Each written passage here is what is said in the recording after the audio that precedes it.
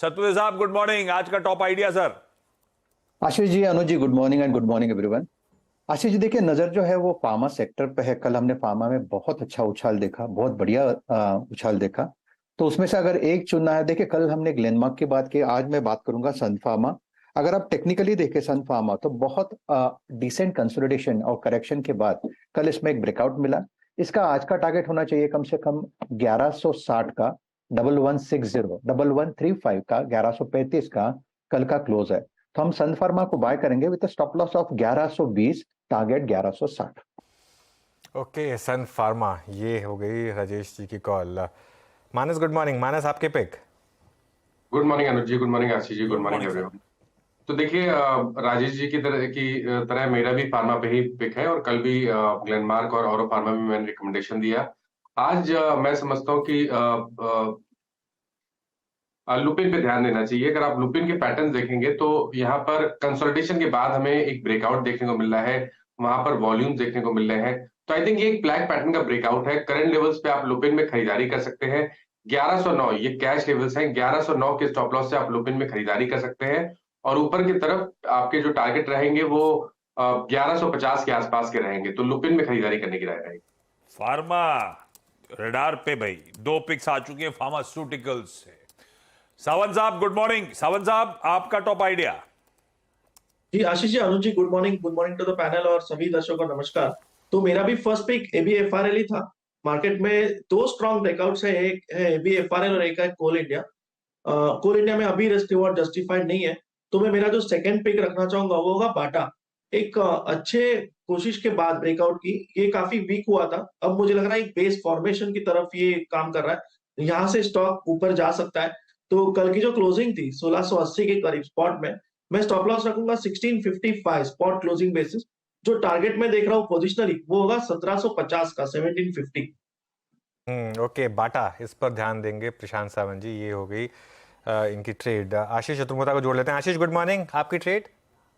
Good morning अनुज, good morning आशीष। तो देखिए जो Good morning, पिक है उसके पहले मैं सेक्टर की बात करूंगा, और आईटी वो सेक्टर है जिसकी चर्चा हम पिछले 1 महीने से कर तो रहे हैं, बट मुझे लगता है यहाँ पर पे ट्रेंड काफी प्रॉमिसिंग अपनी स्ट्रेंथ पकड़ रहा है। और अगर से मैं पहले एज अ सेक्टर की बात करूं तो ऑलमोस्ट 15 महीने के कंसोलिडेशन के बाद निफ्टी आईटी ने 32,000 के लेवल को क्रॉस किया है, और ये कंसोलिडेशन करीब करीब 26,000 से 32,000 की रेंज में हुआ है। तो अब ये ब्रेकआउट जो 32,000 के ऊपर हुआ है, ये मुझे लगता है कहीं ना कहीं 35-36,000 तक Nifty IT as a sectoral indices को लेता हुआ जाएगा। अब इसके अंदर जो हमारी पिक है उसमें हमने पहले भी प्रेफरेंस के तौर पर Persistent, Coforge, Larsen and Toubro technology services, आईएम, लार्सन एंड टुब्रो इन्फोटेक की बात की। मुझे लगता है यही स्पेस अभी काफी एक अच्छी स्ट्रेंथ पकड़ेगा, और इसमें अगर से मुझे कोई टॉपिक लेना है तो मैं जाना चाहूंगा Larsen and Toubro technology services के साथ, जहां पर करीब करीब 17-18 महीने के कंसोलिडेशन के बाद एक बड़ा ब्रेकआउट हुआ है।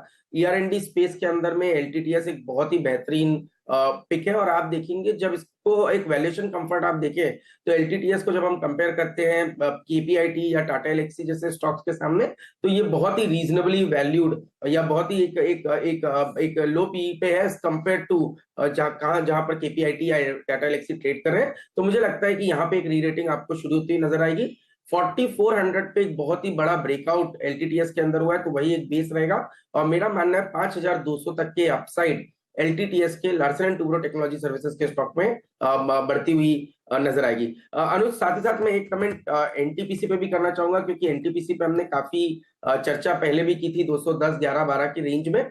मुझे लगता है यहाँ पर पे भी एक बहुत बड़ा ब्रेकआउट हुआ है, और ये डिस्क्लोजर है कि स्टॉक हम पोर्टफोलियो में ओन भी करते हैं, बट हमें लगता है कि जिस तरह से मंथली चार्ट पे ये स्टॉक लॉन्ग टर्म चार्ट पर स्टैंड कर रहा है, और हमने पहले भी बात की वैल्यूएशन पे काफी कंफर्ट है। रिन्यूएबल एनर्जी के अंदर में इनकी एंट्री इसके अंदर एक री रेटिंग का बहुत बड़ा कारण बनेगी, और access to low cost of funds ये एक एनटीपीसी का सबसे बड़ा बेनिफिट है पावर सेगमेंट के अंदर। तो इस सबको ध्यान में रखते हुए मुझे लगता है एनटीपीसी के अंदर 260, 270 तक की रैली एक्सटेंड होती हुई नजर आ जाएगी।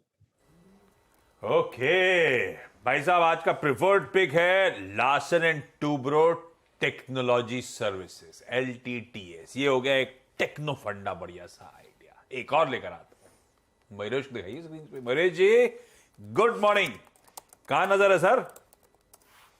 Morning Ashish ji, morning Anuj ji, good morning to everyone on the panel. तो ब्रॉडली आई थिंक जैसे मैक्रोस प्ले आउट हो रहे हैं ग्लोबली और शायद इसका एक डोमेस्टिक इफेक्ट भी देखा जा सकता है because of unseasonal rains at this juncture. मुझे लगता है sector rotation definitely play out होगा इंडियन मार्केट्स में।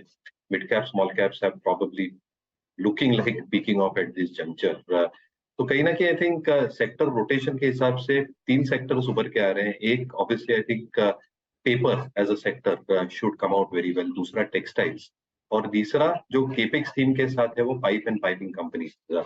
तीसरे थीम के साथ एक कंडीशनल बाय रहेगा on Jindal Saw. If Jindal Saw crosses 385 rupees I think एक बाय इनिशिएट किया जा सकता है। 2-3 की रीजंस। एक अगर आप इसकी ओवरऑल डायनामिक्स देखिए इंडस्ट्री की, एक्सपेक्टेशन जो है in terms of oil and gas spends are expected to move significantly. तो ये जो डक्टाइल आयरन पाइप्स बनाते हैं इसमें एक सिग्निफिकेंट ट्रैक्शन देखा जा सकता है। You already seen an order book of $1.4 billion spread across iron and steel pipes. और दूसरा इनका जो पैलेट डिवीजन, यूएई के जो इनके ऑपरेशन है स्टेबलाइज हो चुके हैं और ऑर्डर्स एट हैंड एंश्योर कि एक sufficient amount of execution and top line bottom line growth आ सकती है जो दिख रही है नंबर्स में। 4,500 करोड़ की टॉप लाइन आई थी, stand alone basis EBITDA margin 16% के पास आई थी, which is a strong execution cycle. Debt levels balance sheet के हिसाब से थोड़े डेफिनेटली बढ़े एट अराउंड 5,200 करोड़, बट इसके भी 2 वजह है। एक एक्विजिशन ऑफ सतवाथना इस्पात जो इन्होंने पिछले तिमाहियों में किया था क्वार्टर बैक का, और buying out cost is probably increased a tad bit of debt onto their books. और because of the working capital cycle जिसके ऑर्डर्स के वजह से जो बंचअप ऑफ ऑर्डर्स हुए हैं और जो एग्जीक्यूशन हो रहा है उसमें थोड़ी I think working capital cycle increase है जो नॉर्मलाइज होनी चाहिए। तो I think debt levels have peaked out and should normalise. Pellet prices में एक अच्छी खासी बढ़ोतरी हमने देखी और इसका I think pellet division should continue doing well. Last but not the least I think जो एक्सपेक्टेशन मान के चल सकते हैं, नल से जल योजना जहाँ पे अच्छे ऑर्डर्स आ सकते हैं। दूसरा जो गैस पाइपलाइन इंडिया में 6 से 15% लेके जानी है, वहां से अच्छे ऑर्डर आ सकते हैं। And cross country tubular network जो इंडियन और एक्सपोर्ट मार्केट्स में चल सकते हैं।